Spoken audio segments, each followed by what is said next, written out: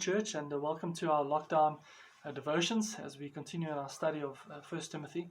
The passage that we're going to look at this morning comes from 1 Timothy chapter 5, verses 3 to 16. Paul really deals with how we are to care for the widows within the church. And firstly, I just love how he starts off verse 3. He says we need to honor widows who are truly widows. That honoring the widows means to support them. It means to show them honor and respect. This, of course, included taking care of various needs and even supporting financially where needed. The widows needed to be supported by the church. Just to give you a bit of context of what was happening, those who were obviously older, above the age of 60, that's what he speaks about, who had no means of looking after themselves. That group of women gave themselves to the church and to the Lord in ministry, and the church looked after this group of women, the widows within the church. They had no pension, they had no means to look after themselves. And he says, obviously, honor widows who are truly widows. He distinguishes between those who are really widows and those who are not. You see, some widows do have support and are taken care of financially and so on. So they're not truly widows in that sense that they don't have any means of support. But Paul writes, and I love this, he addresses the church and how the families, if you look at the rest of the passage, he gives a bit of teaching to the families, saying how the families need to look after those who are widows. You see, there are those who are truly widows who don't have any family left, any means of support or income to take care of themselves. But there are those who do have children and grandchildren. He speaks about that in verse 4. They need to look after the widows, because that is pleasing to God. That is really obedience. That is faith in action. It is to look after the widows. If the widows have family, they are responsible to provide for them. So children and grandchildren within the church, listen up. It's your responsibility. This is faith in action.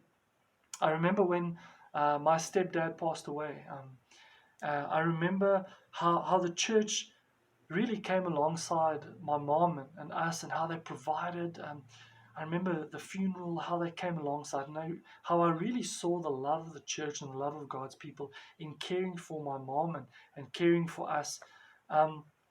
But immediately, something that I realized as a young man at the age of just in my 20s, something that I realized was that, and of course my mom were able to work and she had a means of income, but I immediately realized that if she didn't have that she remains my responsibility, not the church's.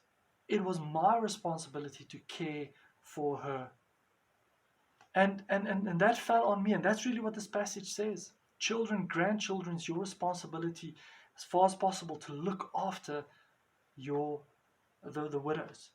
I could also see, for example, sadly, how so many people try to take advantage of not just my mom, but of widows. So many people try to take advantage of widows because they are vulnerable. We see, for example, that God has a heart for various groups of people. We see it right through the Old Testament. God has a heart for the foreigner. He has a heart for the poor. He has a heart for the orphan and the widow. And you ask yourself, what do they have in common? And really, it's they are vulnerable. They are vulnerable. They're without many times they're without resources. They are in need. They are looking to another for help. And as New Testament believers, we can really identify with these groups of people. Why? Because that's exactly how we stood before God. We stood vulnerable. We stood needy. We stood before God and we needed to be rescued. We needed to be saved. And God did that. He saved us by His grace. So we can identify with these groups of people because we were just as vulnerable, needy, desperate, helpless before God reached in and saved us. And in the same way, we need to show the heart of God and help those who are helpless because we understand what it means to be rescued by the rescuer Himself. So, we see that God has a heart for the widow, and that's really what Paul is writing about. We need to love and care for the widow, um, those who are genuinely widows within the church. I pray that as a church that we would see the heart of God as we continue to love the people of God, and especially those who are really widows within the church.